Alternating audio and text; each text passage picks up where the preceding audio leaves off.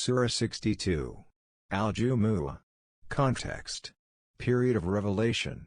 The period of the revelation of the first section, verses 1 to 8, is 7 after Hijrah, and it probably was sent down on the occasion of the conquest of Khyber or soon after it. Bukhari, Muslim, Tirmizi, Nasai, and Ibn Jarir have related on the authority of Abu Hurairah that he and other companions were sitting in the Prophet's assembly when these verses were revealed. About Abu Hurairah, it is historically confirmed that he entered Islam after the Truce of Hudaybiyah, and before the conquest of Khyber, and Khyber was conquered, according to Ibn Hisham, in the month of Muharram, and according to Ibn Sa'd, in Jamadi al-Awwal, 7 after Hijrah. Thus, presumably God might have sent down these verses, addressing the Jews, when their last stronghold had fallen to the Muslims. Or these might have been revealed when, seeing the fate of Khyber, all the Jewish settlements of northern Hijaz had surrendered to the Islamic government.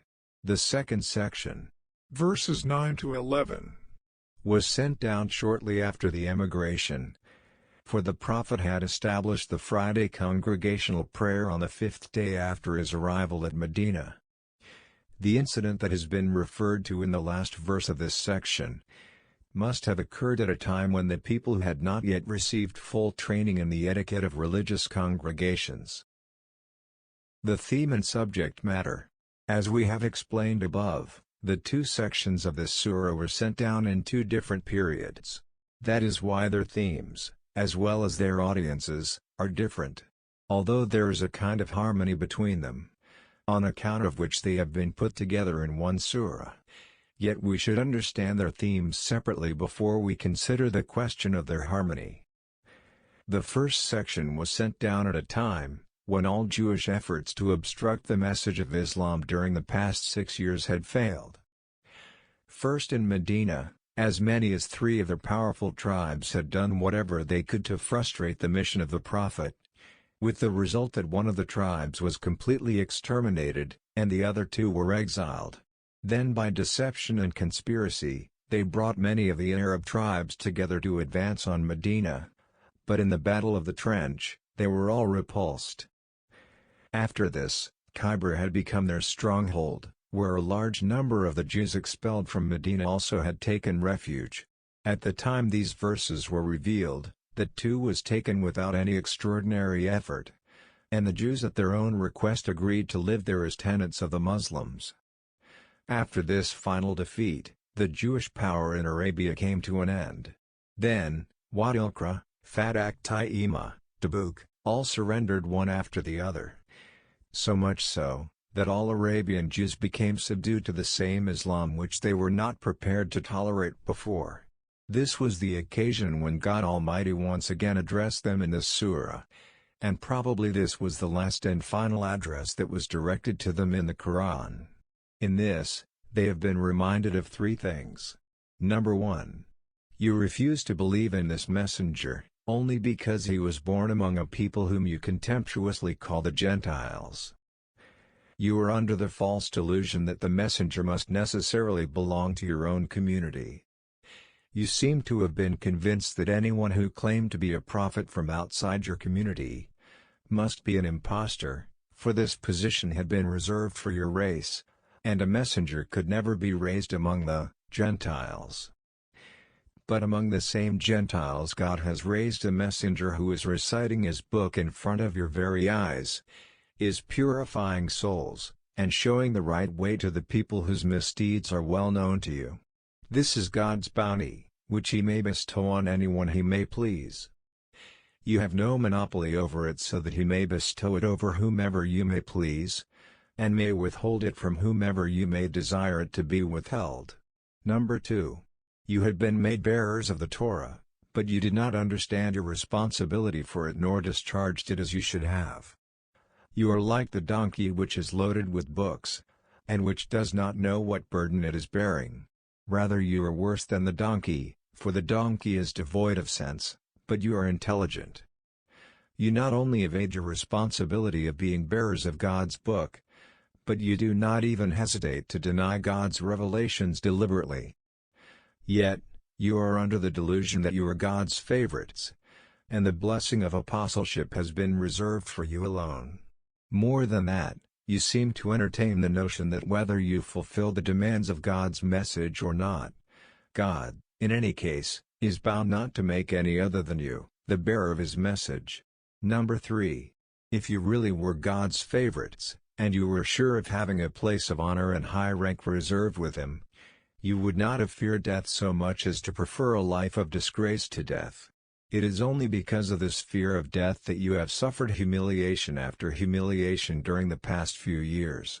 This condition is by itself a proof that you are fully conscious of your misdeeds, and your conscience is aware that if you die with these misdeeds, you will meet with a greater disgrace before God in the hereafter than in this world. This is the subject matter of the first section. The second section, that was sent down many years later, was appended to this surah because, in it, God has bestowed Friday on the Muslims as against the Sabbath of the Jews, and God wanted to warn the Muslims not to treat their Friday as the Jews had treated their Sabbath. This section was sent down on an occasion when a trade caravan arrived in Medina, right at the time of the Friday congregational service, and hearing its clamor and drum, the audience, except for 12 men, left the Prophet's mosque and rushed out to the caravan, although the Prophet at that time was delivering the sermon. Thereupon it was enjoined that after the call is sounded for the Friday prayer, all trade and business and other occupations become forbidden. The believers should then suspend every kind of transaction and hasten to the remembrance of God. However, when the prayer is over, they have the right to disperse in the land to resume their normal occupations. This section could be made an independent surah in view of the commandments that it contains about the congregational service on Friday, and could also be included in some other surah. But instead it has been included here, particularly in the verses in which the Jews have been warned of the causes of their evil end. Its wisdom, in our opinion, is the same as we have explained above.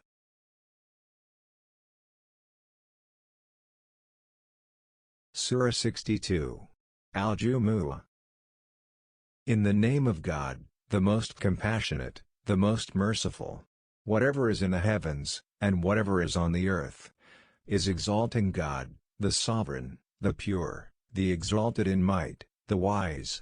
It is He, who has sent among the unlettered a messenger from themselves, reciting to them His verses and purifying them, and teaching them the book, the Quran, and wisdom, the Sunnah, although they were before, in clear error, and to others of them who have not yet joined them. And He is the exalted in might, the wise. That is the bounty of God, which He gives to whom He wills, and God is the possessor of great bounty. The example of those who were entrusted with the Torah, and then did not take it on, is like that of a donkey, who carries volumes of books. Wretched is the example of the people, who deny the signs of God. And God does not guide the wrongdoing people. Say, O you, who are Jews, if you claim that you are allies of God, excluding the other people, then wish for death, if you should be truthful. But they will not wish for it, ever, because of what their hands have put forth. And God is knowing of the wrongdoers. Say, indeed the death from which you flee, indeed it will meet you. Then you will be returned to the knower of the unseen, and the witnessed, and he will inform you about what you used to do. O you, who have believed, when the azan is called for the prayer, on the day of Jumu, Friday, then proceed to the remembrance of God, and leave trade. That is better for you, if you only knew. And when the prayer has been concluded, disperse within the land, and seek from the bounty of God, and remember God often, that you may succeed. But on one occasion, when they saw a transaction, or a diversion, O Muhammad, they rushed to it, and left you standing. Say, what is with God, is better than diversion and trade, and God is the best of providers.